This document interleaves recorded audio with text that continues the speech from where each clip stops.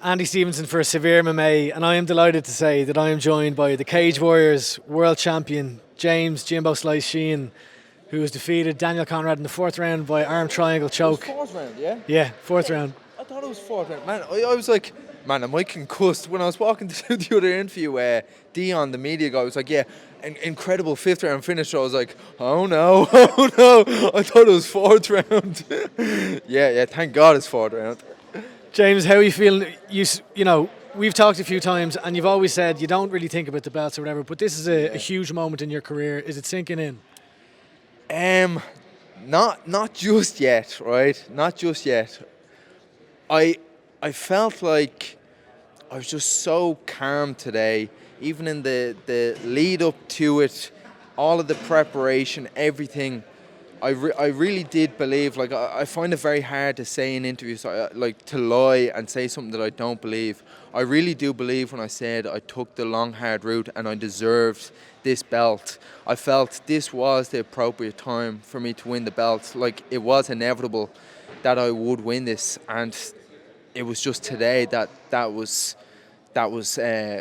happened. And yeah, like it is crazy that it is today that it happened, but I knew it was going to happen at one stage. I know that was a long answer, but like I knew it was just going to happen. So it's not that surprising. It was just at what point. How are you feeling? What are the emotions like right now? A bit of disbelief, bit of pain, bit of excitement, bit of everything. Same as every fight. It's a crazy fucking sport. Like what am I doing? Like every weight cut is like, man, why do I have to pick a sport that weight cuts are involved in? And then like as you're walking out, getting ready to punch the head off each other, you're like, man, why couldn't I just pick tennis or something like that? Like, what the hell? Like, after this, if this was a long, hard tennis match, I'd probably be like, oh, my wrist is sore or something. Look at my face, man. Well, yeah, let's talk about your face.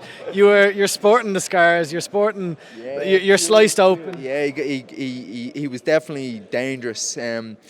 Look, I knew he was dangerous coming in. He has a lot of finishes. We knew coming in that he was gonna start fast. He didn't look like he cut a lot of weight as well. He looked fairly fresh at the weigh-in, so I'd say he wanted to kind of start fast, and I'm a notorious slow starter as well, so maybe he was looking into capitalising on that. So I think it was just what Neil was saying to me backstage, and Andy, just trust the process. Don't get caught into a war, and just ease into the fight, ease into it, start to take over. And I kind of said that in the interview before, that I did see like the later rounds me taking over, and that's what happened. Like I just found I just kind of got that second wind at the start of the fourth, and that was it then. Obviously he cut you early on. You were bleeding from the first round. I can't remember if it was the first or the second round, but he looked like he dropped you at one point, or at least he hit you with a punch and kind of followed through almost into a takedown. It was kind of hard to see it. But did you remember that part? Yeah. So I actually, like Matthew was actually asked me after the fight, was that shot, did that drop you? But I actually think it was just my foot. I don't know if like I was kind of stepping back into southpaw as he threw it, and I kind of fell forward. But like I didn't get a flash or anything. Like I've definitely been flashed before in fights, but no, that wasn't a flash. Like there was no point that I felt any of his shots hurt during the fight. Like I know he cut me open a good few times, and I could obviously feel the blood pouring down, but nothing was actually like, oh, I need to watch out for that. That's gonna piece me up or whatever. So yeah. Was there a moment in the fight where you thought that, okay, this is where we push on? Your brother Matthew, I was speaking with him, and he was saying he didn't like the pally kind of, fist bumping each other at the end of the first round and second round, and then you came out, I think it was the third, no touch of gloves, straight into the action. Was there a switch that flipped at some point in the fight? Yeah, I think it was just kind of like, I think once I got to the third round, I kind of like I was just in the back of my head, I was like, oh, this is my territory now.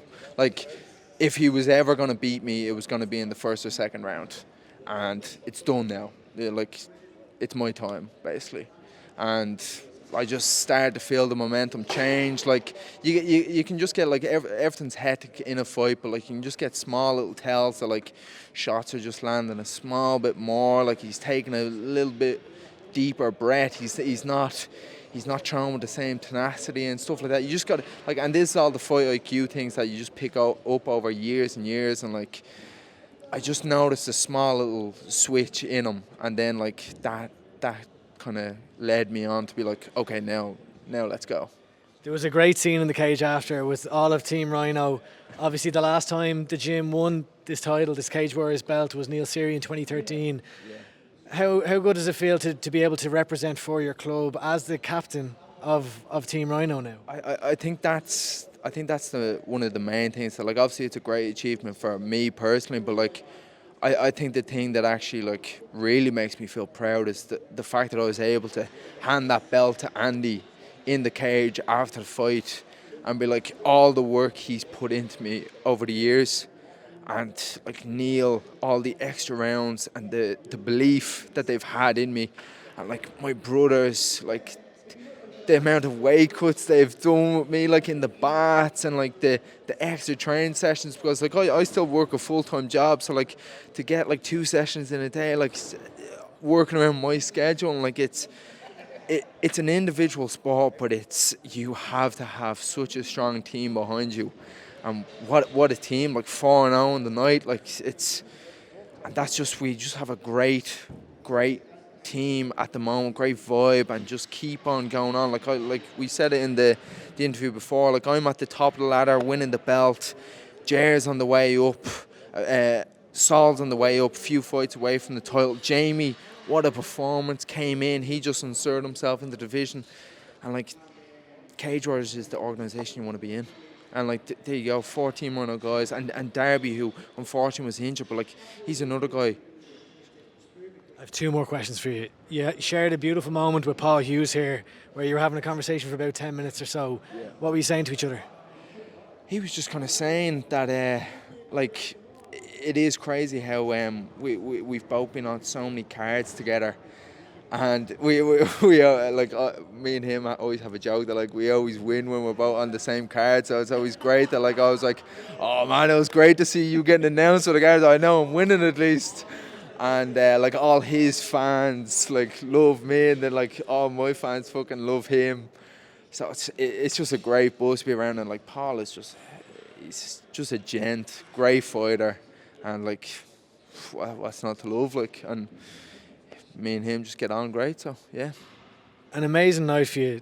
There are a number of potential contenders for this welterweight title, your welterweight title. Yeah. But it also, when you win this, it validates you, and it potentially opens up the opportunity of moving on to the UFC. What would you like to happen next? I don't know. I think I'm gonna go to Andy and Neil, see what they think, because they're the ones that said to me, yeah, you're good enough for the belt. So I'm gonna go to them and see like what do they think now. Like, and as well, obviously, it's what me and my coaches want, but like at the end of the day, I can't just be like, yeah, I'm good for the UFC now. Send over that contract now. Like, yeah, it's whatever I get offered as well. Like, so yeah.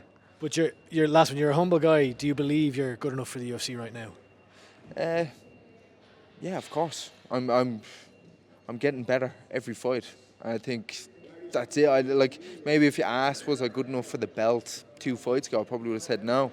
Coming off a loss against Oban, I got better from that fight. I won the next fight. I got better from that fight. Even all the upsets in this fight, like every fighter has upsets in fight camps. Like, and this fight camp was just dealing with shit. But like just dealing with that and just still coming out better, tweaking things and coming out better and getting a finish against a dangerous guy. Like just constantly taking a step by step to keep on taking a step in the journey, and that's it. And keep on getting better. I will be UFC ready. Well, James, look, I can't thank you enough for the time. Congratulations. MMA is a sport where sometimes the nice guys don't finish first.